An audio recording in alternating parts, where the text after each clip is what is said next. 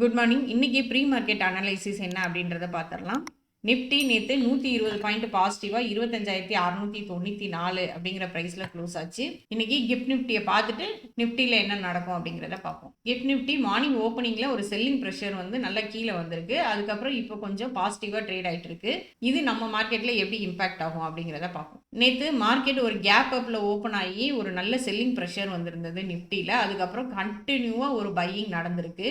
இன்னைக்கு நிஃப்டி ஒரு flat open ஆகிறதுக்கு தான் வாய்ப்பு அதிகமாக இருக்குது. ஒரு சின்ன கேப் அப்பில் ஓப்பன் ஆச்சு அப்படின்னாலும் 25,750 அப்படிங்கிறது ஒரு நல்ல ரெசிஸ்டன்ஸாக ஆக்ட் ஆகும். இன்னைக்கான இன்ட்ராடே சப்போர்ட் ரெசிஸ்டன்ஸ் லெவல் என்ன அப்படின்னு பார்த்தீங்கன்னா 25,700 அப்படிங்கிறது ஒரு நல்ல சப்போர்ட்டாக இருக்குது. மார்க்கெட் ஒரு கேப் அப்பில் ஓப்பன் ஆகுது அப்படின்னா 750 அப்படிங்கிறது ஒரு ரெசிஸ்டன்ஸாக இருக்கும். அதுக்கு அடுத்ததா 25,800 900 இது எல்லாமே அடுத்தடுத்த ரெசிஸ்டன்ஸ் இருக்குது.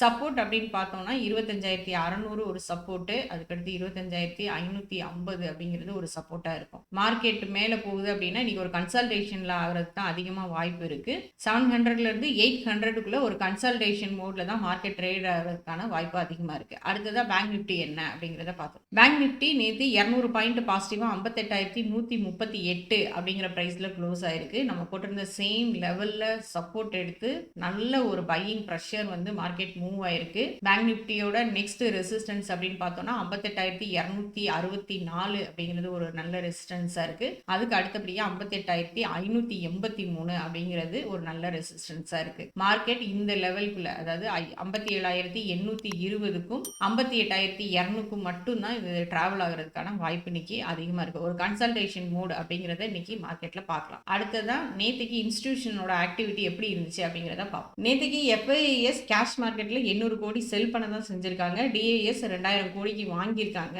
பட் மார்க்கெட் எப்படி மூவ் ஆச்சு அப்படின்னு பார்த்தீங்கன்னா இண்டெக்ஸ் ஆப்ஷன்ல FIIs 9,000 crores வாங்கியிருக்காங்க. இதே மாதிரி சினாரியோ ஆல்ரெடி நம்ம பார்த்துருக்கோம். இன்னைக்கு இன்ஸ்டிடியூஷனோட ஆக்டிவிட்டி எப்படி இருக்க போகுது அப்படிங்கிறத தொடர்ந்து பார்க்கலாம். தேங்க்யூ.